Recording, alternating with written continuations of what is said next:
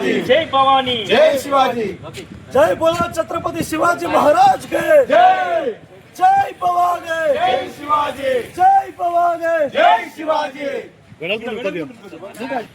छत्रपति शिवाजी महाराज की छत्रपति शिवाजी महाराज की जय भवानी, जय शिवाजी, जय भवानी, जय शिवाजी, जय बोलो छत्रपति शिवाजी महाराज के छत्रपति शिवाजी महाराज के ఛత్రపతి శివాజీ మహారాజ్ గారి జన్మదినాన్ని పురస్కరించుకొని సిరికొండ మండల కేంద్రంలో వారికి ఘనంగా నివాళులు అర్పించడం జరిగింది.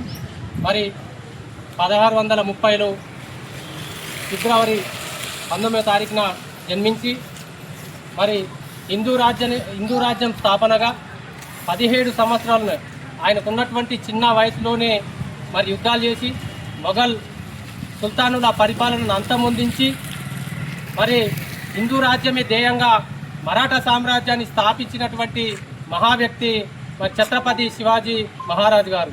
మరి ఆయన ఆశయ సాధనలో ఆయన చేసినటువంటి పోరాట పట్మ ద్వారా హిందువులంతా ఐక్యంగా ఉండి మరి ముందుకు సాగాల్సిందిగా అందరికీ విజ్ఞప్తి చేస్తా ఉన్నాం. जय भवानी, जय शिवाजी, जय भवानी, जय शिवाजी. ఈరోజు మా సిరికొండ మండల కేంద్రంలో ఛత్రపతి శివాజీ మహారాజ్ యొక్క 396వ జయంతి ఉత్సవంగా ఇక్కడికి విచ్చేసినటువంటి ఈ యొక్క మా మండల బీజేపీ కార్యకర్తలకు, అన్నలకు, అధ్యక్షులకు ప్రతి ఒక్కరికి పేరు పేరున హిందూ బంధువులందరికీ పేరు పేరున కృతజ్ఞతలు. ఈరోజు మనం చూస్తూ ఉన్నాం, పక్కింతో శివాజీ పుట్టాలి తప్ప మన ఇంట్లో పుట్టద్దని చెప్పేసి అంత దిగజారినటువంటి పరిస్థితుల్లో ఉన్నటువంటి మన యొక్క హిందూ ధర్మం. ఆ రోజు చూసుకుంటే మధ్యయుగ భారతదేశ చరిత్రలో హిందూగా జీవించాలంటే జిజియా ట్యాక్స్ అనేటువంటి దుర్మార్గమైనటువంటి పరిపాలన ముస్లింల కింద ఉండేది.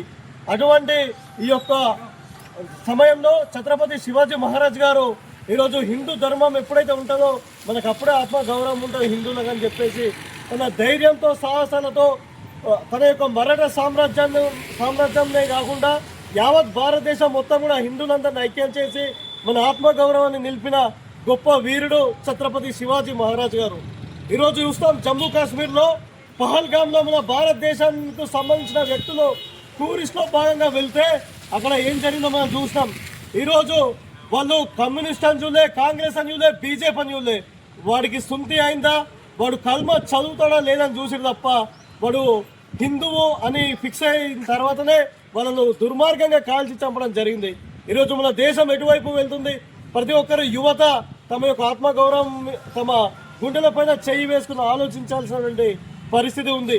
మన దేశం మనము సుభద్రంగా ఉండాలంటే మనం అందరం పార్టీల పరంగా ఎలక్షన్స్ టైంలో మాత్రమే వేరుగా ఉన్నప్పటికీ మిగిలిన టైంలో అన్నదమ్ముల వలె అందరం కూడా కలిసిమెలిసి ఉన్నప్పుడే మన దేశం యొక్క సమైక్యత, సమగ్రత కలిగి ఉంటాం, మన దేశానికి రక్షణ ఉంటుంది.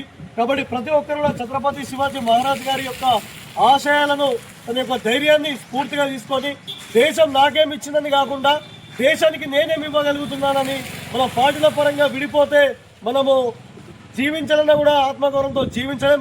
ఈరోజు ముస్లింలు లవ్ జిహాద్ కానీ తర్వాత జిహాద్ పేరిట హిందువులను ఏ విధంగానైతే వాళ్ళు అనగదొక్కి వాళ్ళ యొక్క జనాభాను పెంచుకుంటూ ఓటు బ్యాంకు రాజకీయాల కోసం ఇచ్చేస్తూ ఉన్నారో అటువంటి వారికి తగిన బుద్ధి చెప్పాలంటే మన హిందువులందరూ ఐక్యంగా ఉన్నప్పుడు మాత్రమే మన దేశం సురక్షితంగా ఉండాలని తెలియజేస్తూ ఈ అవకాశం ఇచ్చినందుకు ప్రతి ఒక్కరికి పేరు పేరున కృతజ్ఞతలు తెలియజేస్తాను. जय भवानी, जय शिवाजी, जय शिवाजी, जय भवानी.